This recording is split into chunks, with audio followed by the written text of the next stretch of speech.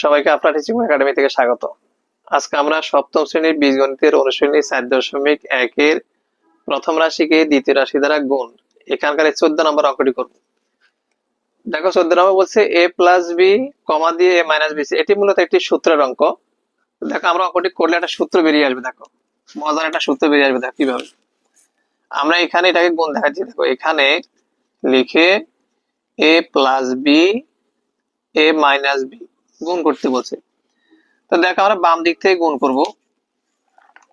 এখানে খেয়াল করো, এ আর এ যদি আমরা গুণ করি তাহলে এ স্কয়ার হয়, এটাও প্লাস এটাও প্লাস, তাহলে প্লাসে প্লাসে প্লাস দাও। এ আর বি গুণ করলে এ বি, প্রথমটা কাজ শেষ। এরপর দেখো এটা মাইনাস এটা প্লাস, প্লাসে মাইনাসে মাইনাস, এ আর বি গুণ করলে এ বি বরাবর এ বি লিখবো। এখানে দেখো প্লাসে মাইনাসে মাইনাস, বি আর বি গুণ করলে বি স্কয়ার।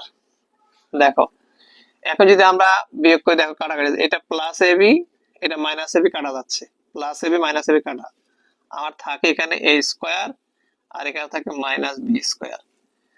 এই অঙ্ক এটি হবে এই অঙ্কের জন্য আনসার। এখানে দেখো এ স্কয়ার মাইনাস বি স্কয়ার, এটি কিন্তু একটি বহুল ব্যবহৃত একটি সূত্র। বীজগণিতীয় রাশির ভিতরে যতগুলো সূত্র আছে সবচেয়ে বেশি ব্যবহৃত এই সূত্রটি, এ স্কয়ার মাইনাস বি স্কয়ারের সূত্র। যে কোনো জায়গায় যে কোনো গেলে কেউ কিন্তু দুষ্টামি করে হোক যেভাবে হোক তোমাদেরকে প্রথমে জিজ্ঞেস করে যে এ স্কয়ার মাইনাস বি স্কয়ার সূত্র বলো। এই সূত্রটি জিজ্ঞেস করলে এটা পারে না এমন স্টুডেন্ট খুব কম আছে।